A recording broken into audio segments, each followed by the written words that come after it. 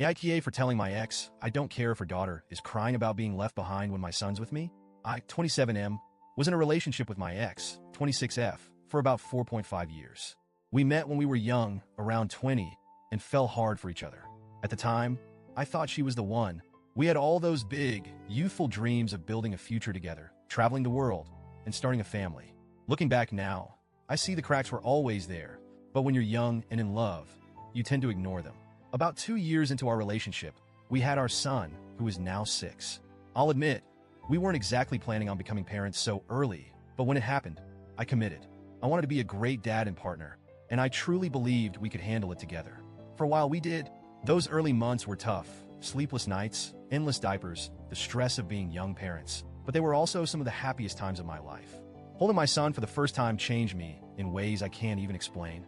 But as our son grew, things between my ex and me started to unravel. She seemed distant, and communication became strained. We argued more, and I could feel her pulling away. At first, I chalked it up to the stress of parenting, but something in my gut told me there was more to it. I ignored the signs for a long time because I didn't want to believe our little family was in trouble. When she got pregnant again about 2 years after our son was born, I hoped it would be a turning point. Maybe having another baby would bring us closer and help us rediscover the bond we'd lost. But instead of feeling joy, I felt uneasy. Something wasn't right. The timelines didn't add up, and there was this nagging voice in the back of my head that told me to ask questions I didn't want to ask. Eventually, the truth came out. She had been cheating on me. I don't know how long it had been going on or how many people were involved, but the damage was done. When her daughter was born, I insisted on DNA tests for both kids.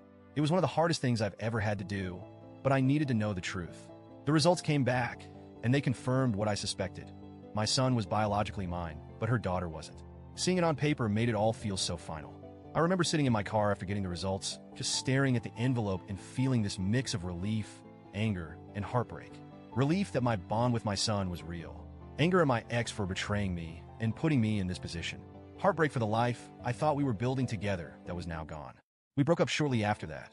I fought hard for 50-50 custody of my son because I wanted to be in his life as much as possible. My ex and her family begged me to stay involved with her daughter too. They argued that the kids deserved to grow up together and that I had already been a father figure to her during her pregnancy and her early months. But I couldn't do it. It wasn't just about the betrayal, though that was a big part of it. It was also about boundaries. I knew I didn't have the emotional capacity to be a father to a child who wasn't mine, especially after everything that had happened. And honestly, I resented being put in that position in the first place. My ex made her choices, and I didn't think it was fair for me to bear the consequences of them. To be clear, I never went out of my way to be cruel or dismissive. I told my ex firmly, but politely, that I wouldn't be involved in her daughter's life. I documented everything in emails to make sure there was a clear record of our conversations, just in case it ever became an issue. For the most part, we settled into a routine.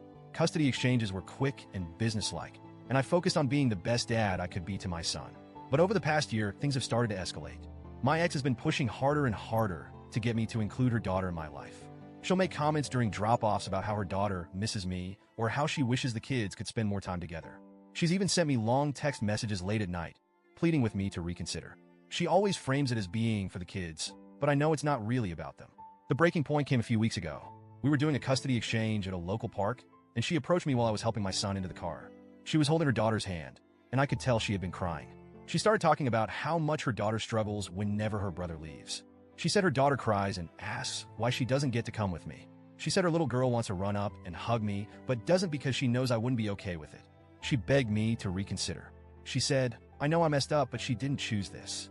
Can't you see her as your son's sister and love her for his sake? If not for hers." I won't lie. Hearing her say that hit me hard. I'm not some emotionless monster. I felt for her daughter. I really did. But at the same time, I knew I couldn't give my ex what she wanted. I've been clear about my boundaries from day one, and I wasn't going to let her guilt me into changing them. So I told her, as calmly as I could, that I didn't care. I said, I didn't make her daughter, and I'm not going to be responsible for raising her.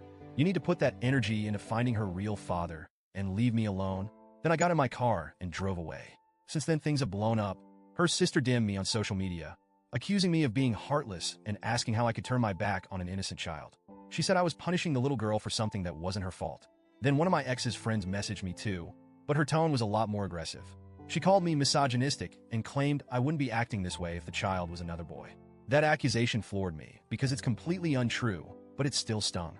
Now I'm sitting here second-guessing everything. I've always believed that my boundaries were fair and necessary, but hearing people say these things makes me wonder if I'm being too cold.